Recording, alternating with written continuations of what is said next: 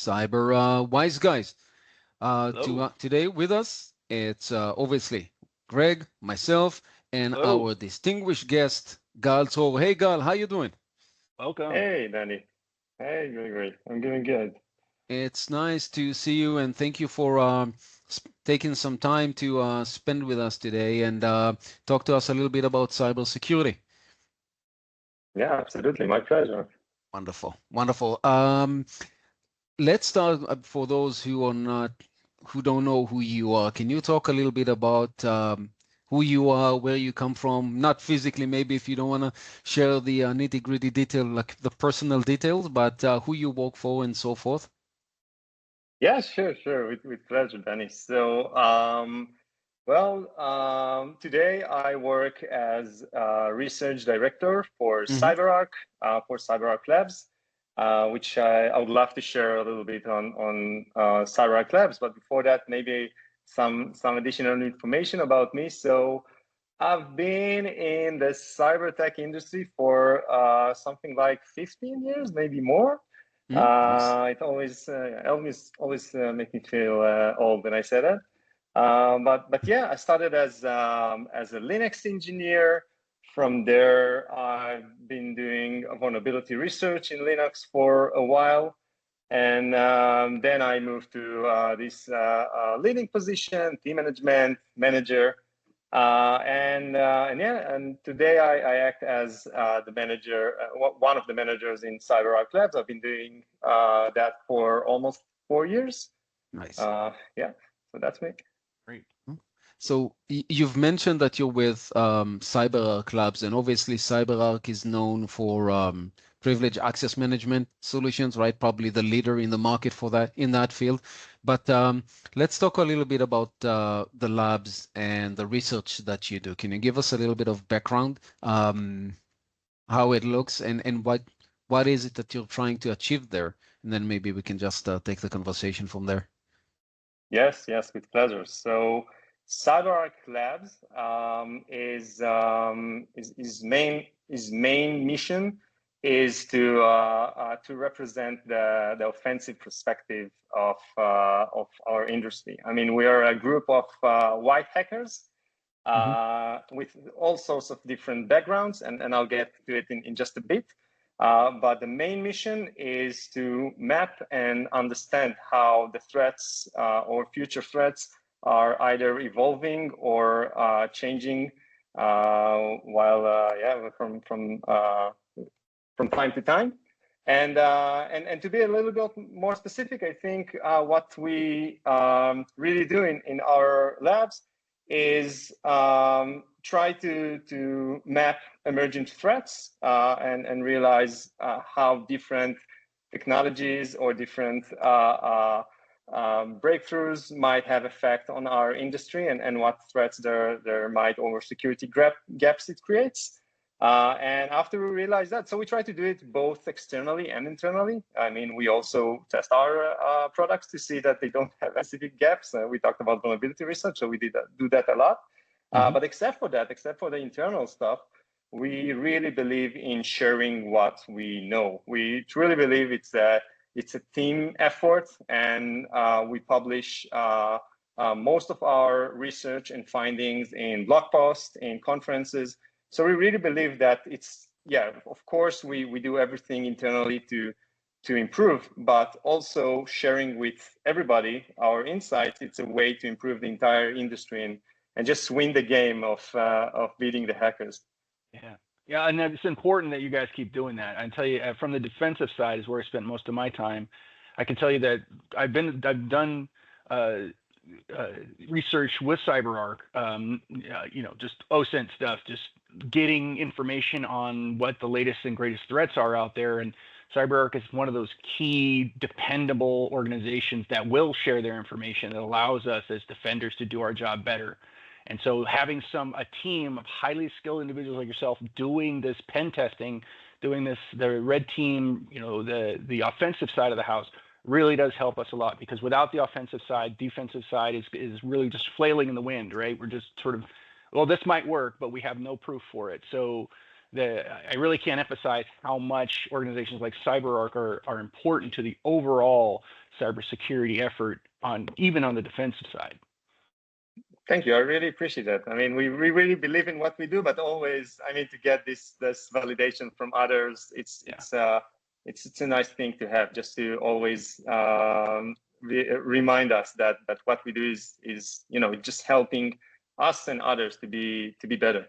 Yeah, and I think you nailed it right on the head there. That cybersecurity is a team effort, and again, groups like yours aiding that, and there are other groups along the way, that also do that as well. But those organizations that have a reputation for being well researched, well funded, and have highly talented people on there, that's another great resource for all of us defensive guys who don't have the resources to have our own offensive team. So yeah, it very much is an essential part of the cybersecurity effort in a lot of organizations.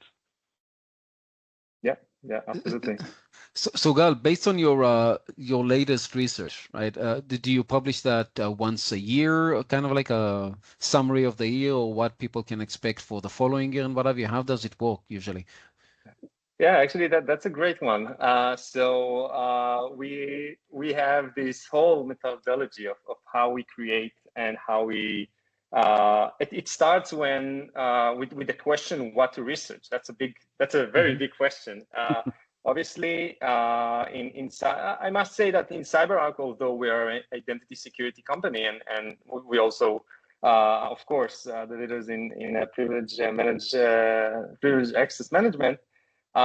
We in the labs try not to only be focused on those areas. Of course, identity security is very, very crucial, but we realize that in order to actually secure identities or actually secure the perimeter, the different perimeters, we need to have this spread of different subjects that my team has to be experts. So we do everything from operation systems to browsers, another, I think, very important thing when it comes to identity security and in general, to identity security itself, cloud research. So we try to do, obviously we've been investing in AI like everybody, but we try to spread as much as we can while still being experts in different domains, and after we picked like the different subjects that we want to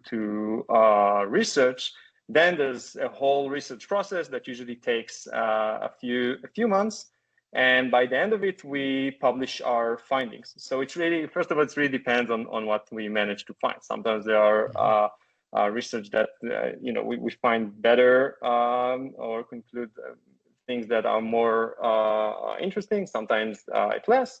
But we try, whenever we finished a successful research, we publish a blog post, and then we sometimes talk about it in conferences. So that's my team effort.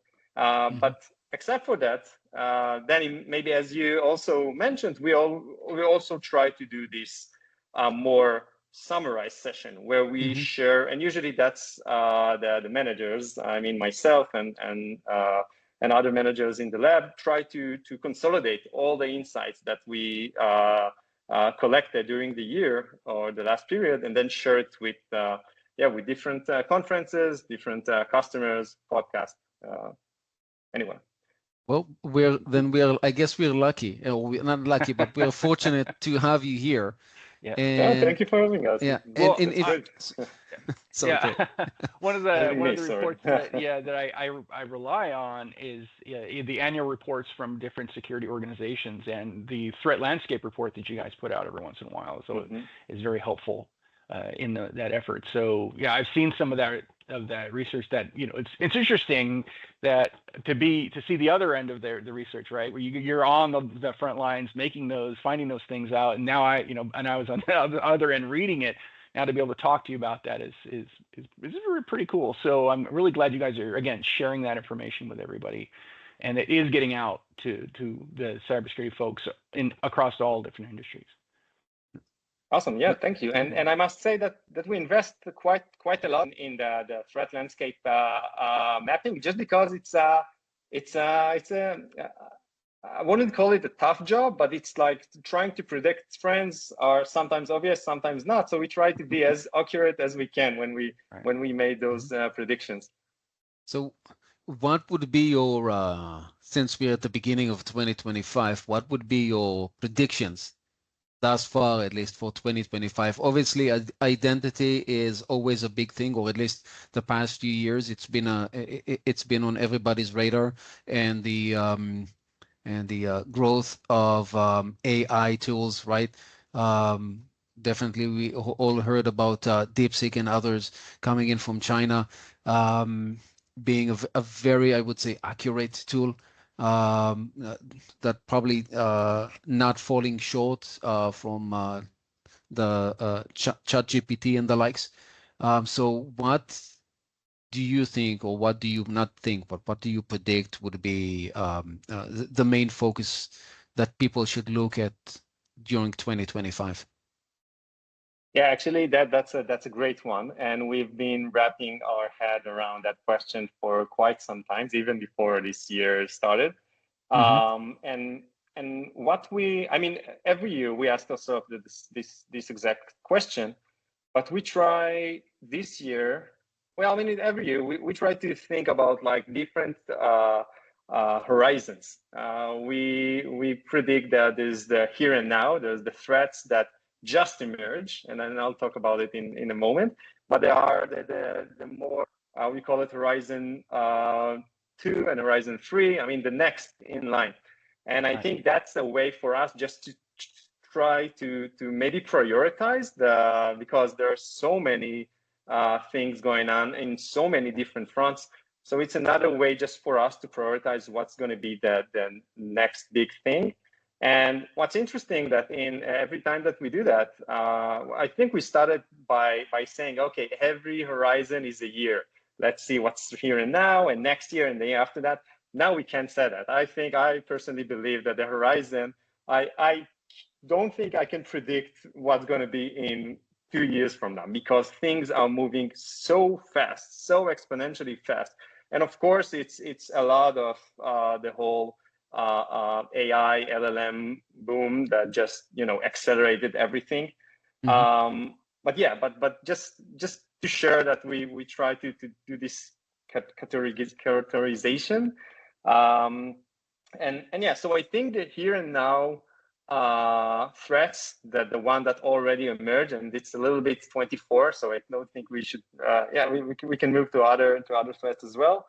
But here and now, I think it's the new perimeter of identity security or privilege escalation. I think the new perimeter that today an attacker, comparing to what he was doing like 5 years ago, he doesn't necessarily need to do these old school attack campaigns where we try to get to and become an admin and move laterally. I think things have changed, and again, it's not something that I believe gonna be different in 25, and I think in 24 it was a very big year of browser exploitation, cookie thefts, and just realizing that if you can, MFA is a big struggle. If you can bypass that by stealing a cookie and you get the identity of your victim, you can from there move laterally in a different way, not in the way that attackers were using like 5 years ago.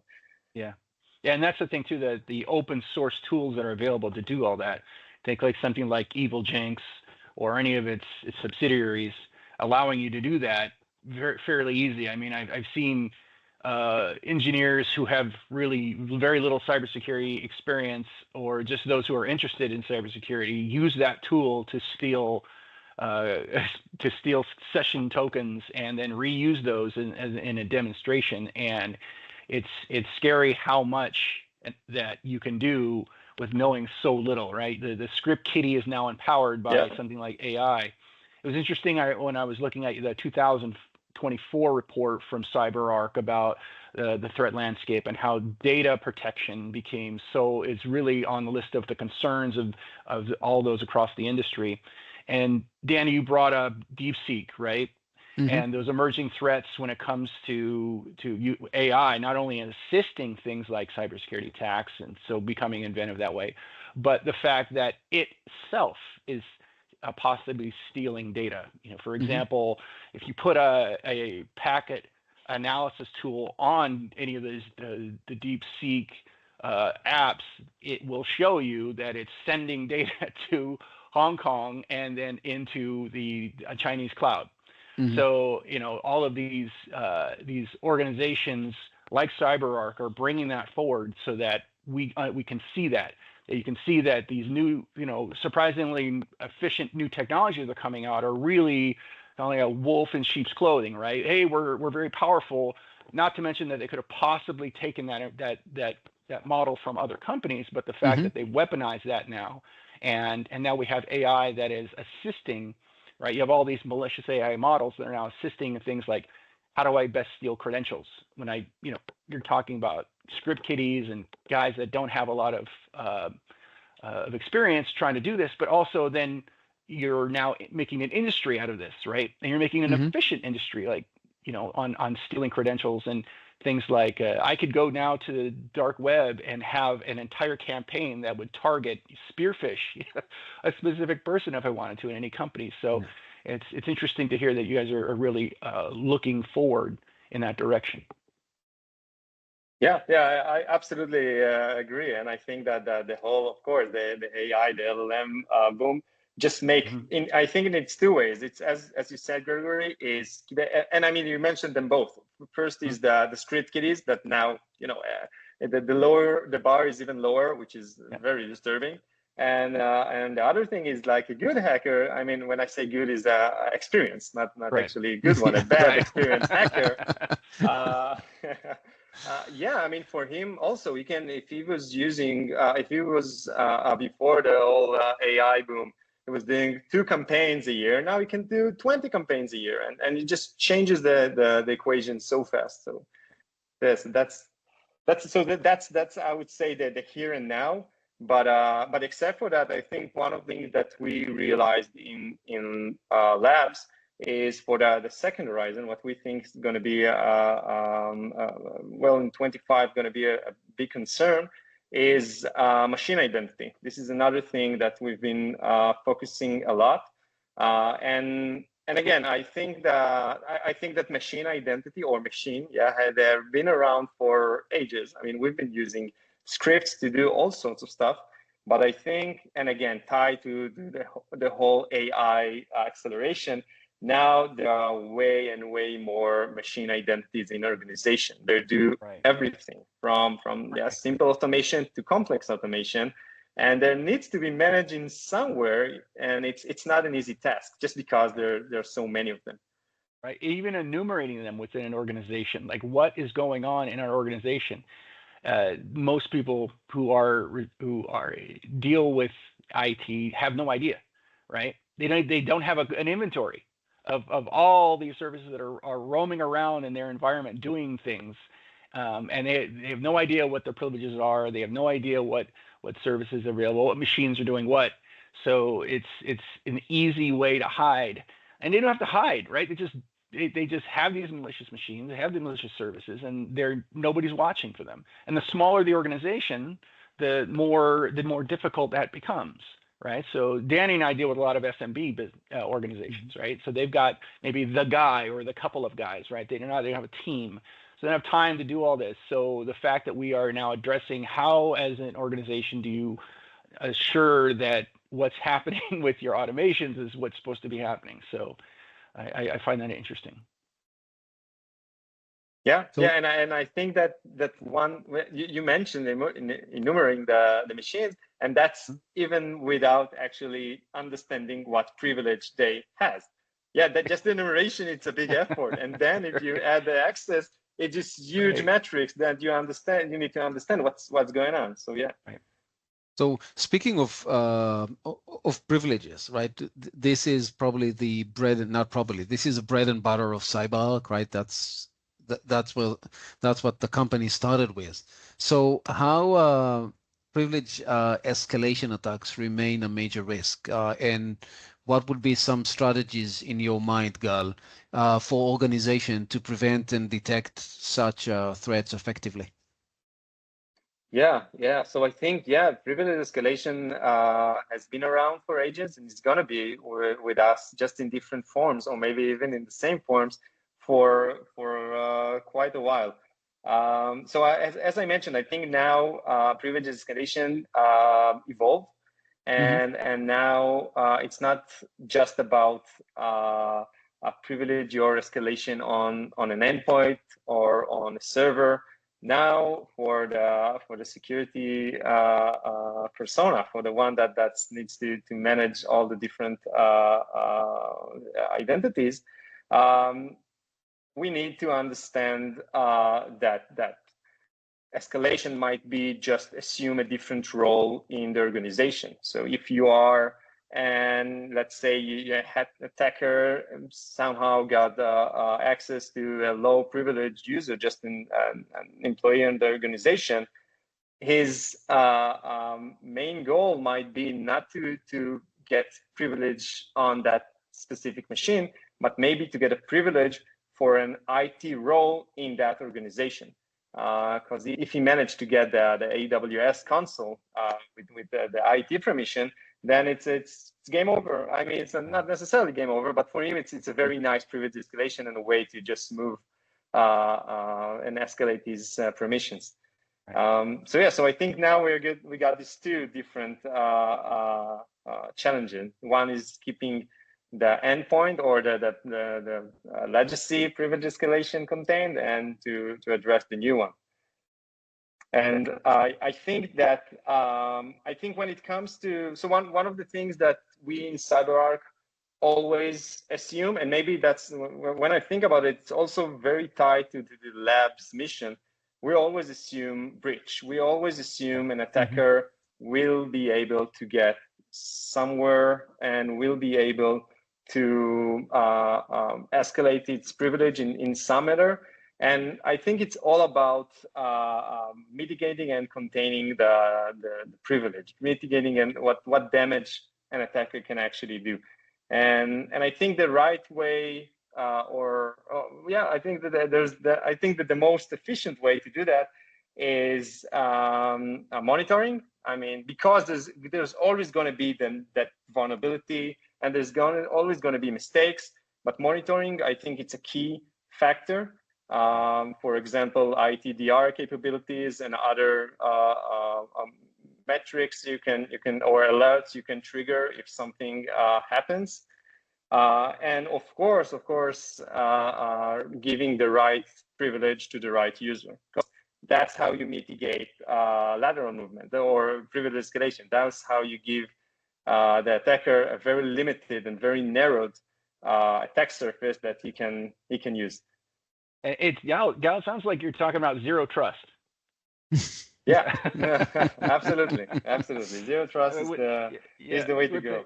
With the least privilege, segmentation of your network, assuming breach, all of those are critical aspects of zero trust. So again, another reason to start. I think you in the report I read from CyberArk, they say, hey, you need to be doing this now. Right now. If you have, that's great, but start right now with zero trust. So yeah, I think that's exactly, and it's interesting, I don't know, maybe this is just my perspective, but I'm beginning to see zero trust as a concept begin to, harden a little bit across industries, right? Before it was like, well, everybody has their own flavor of zero trust, right? But now it's beginning to become, there are these pillars that are emerging that not just verify explicitly, but now we have things like segmentation is now explicitly stated, and assume breach is explicitly stated, and even on the Microsoft side too, they have those as pillars. So again, the zero trust is, at least in my perspective, has started to kind of solidify across industries. Yeah, and I think I think that's the only way to go. You have to adopt zero trust, because exactly as you mentioned, Gregory, that's how you mitigate that huge risk. And that's the thing too, is like if I were running a startup or an SMB or even an enterprise organization, my first question would be, well, where do I buy my zero trust at? Where can I buy zero trust, right? And I think the key here again is it's a journey, right? So it's not a way for you, and that's the thing, the challenge that Danny and I have is we are more on the sales side, right? We're like, hey, zero trust is a concept, it's a journey, it's a method. Here, you can't buy it anywhere, but here, buy these products that'll give you zero trust, right? So, Gal, in your perspective, how can a company best start down that road for zero trust? If they're you have your IT guy or your CEO of some small company going, okay, I get it, guys, zero trust is the way to go. How do I start? Yeah, that's a great one, I think, and it's a very interesting perspective, just because with enterprises they got this strategy and they know their depth, their cybersecurity depth, and they have this plan of how they're gonna implement zero trust. But yeah, if you're a small business, what do you start with? What is the most crucial thing you need to do in your journey into zero trust? And well, I think that the first thing that pops to my mind is identity provider. I mean, when I think about identity provider or identity management, is even more specifically MFA. I think that's the first thing that you need to enforce all your organization to do, no matter what. If it's I know it's annoying. I know people complain about that. This is why there are other technologies that help with continuous authentication and stuff like that. But if you're looking to where to start, MFA everything that you can. That's as an attacker, that's a very big pain. All right, that's the thing that sometimes block you from doing the next step in the attack campaign. Right, and that's part of the growth of our industry, right? That there are going to be some pain points. I mean, we've seen this across other industries too, right? Seat belts came out for cars. I don't want to have to deal with this. I don't want to have to wear a strap around my body in the car. That's just inconvenient. I don't like that. And we've seen this before. But the thing is communicating that this is something that is going to protect you. That's an easy thing to do that can protect you against a lot. I mean, even Microsoft will tell you from their perspective, is like, look, almost every one of your identity attacks can be prevented that we've seen by just starting with MFA, right? You have a large impact with something that is not insignificant, but easier these days to institute, to bring on and adopt than it was, say, even just a couple of years ago. So. Yeah, I love the metaphor about the seatbelt, by the way. I'm gonna use it. Oh, Danny, we can't hear you. So our previous guest, Gal, was actually from Microsoft, and we talked to him about MFA, and Microsoft actually is now forcing their customers in Azure to use MFA. Right, you cannot log into Azure without leveraging or using some sort of MFA. Not necessarily their own, but just because they found that I think like 98 or 97% of attacks can be prevented with just simple MFA, right? And again, we used to say in the past that hackers will kind of like try and target you, but if they'll see that it's more difficult, they're going to move on to an easier target. Do you see, as part of your research group, do you feel that it's still the case? Or they're kind of like going to try and get at you no matter what, because now they can leverage AI and what have you? Yeah, actually, that's an interesting question. So I think, I think personally, when it comes to campaigns, tech campaigns, I think there's always this matter of incentive, and it really depends on the target, and also, so it's also maybe connected to the new perimeter, to the new threats that are not old world threats, and then there are new identity threats. So it really depends. If you're trying to target the the CFO of a company, that's a very valuable target. And you'll probably try very hard to maybe bypass or do these tricks to make him do the MFA for you, and maybe try to steal his credentials in a different way, the post-authentication credentials. So I think it really depends on the target and on the value. But and again, it really depends on the campaign itself. And there are other campaigns that just try to spray and see where they're landed, and they don't mind. They say, okay, I only need one victim, and I don't mind his role. Just give me one victim, and from there, bit by bit, I'll move my way up to that CFO and get to him in that way. Gotcha. So I know you've mentioned that MFA is key, but as we're drawing closer to the end of this episode, I wanted to ask you for your recommendations for organizations. What would be your recommendation, your first step? I know Greg asked you about how to start the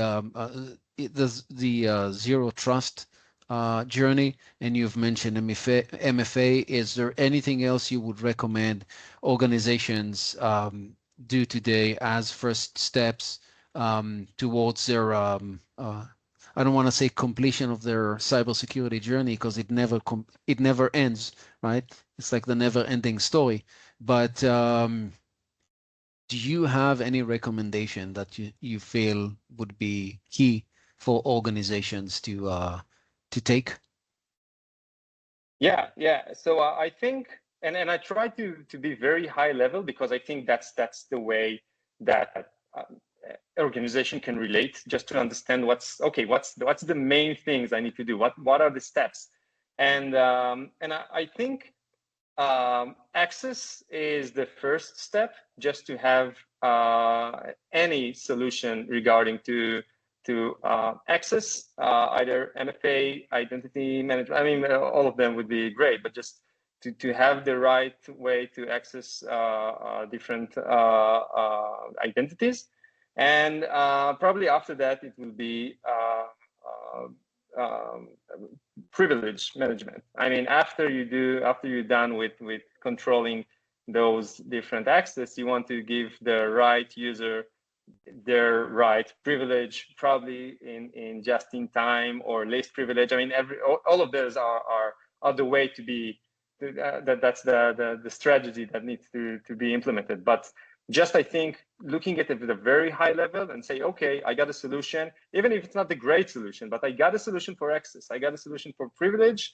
That's the first steps. And probably after privilege is auditing. It's monitoring and understanding. Gregory, you mentioned discovering and just making sense of what's going on inside the organization is also a crucial steps. So start very high level. Just say, okay, I got a list of, I don't know, 30 to do in each of those categories, but let's just take one of them and check and move from a task to a task. Yeah, assuming that we have somebody that wants to start in that journey. I think if we did all three of those suggestions that you talked about, I think that moves the development down the line a far distance, compared to somebody that hasn't adopted any of these zero trust privileges. So an organization that just starts with just what you said is moved quite a ways down the road in protecting themselves from where they were. So, and this isn't something completely revolutionary. Like you said, it's high level, it's accessible. There are many services that are available from many different types of vendors that allow you to do this. So yeah, those are all solid suggestions, I think, and easily adopted by many organizations, even if they just have the IT guy, right? They can do that. Absolutely. Oh, can't hear you, Danny. Here we go again, right? But yeah, Gal, I want to really thank you for taking the time. I know it's kind of probably the end of the day for you, so thank you for bearing with us for just a little longer. And Thank you for My pleasure. tuning in. Yeah, absolutely. Well, I want to say thank you to the viewers, the listeners, for tuning in to CyberWise, guys, because staying secure means staying smart. And until next time, stay vigilant, stay informed, and stay CyberWise. Bye, everybody.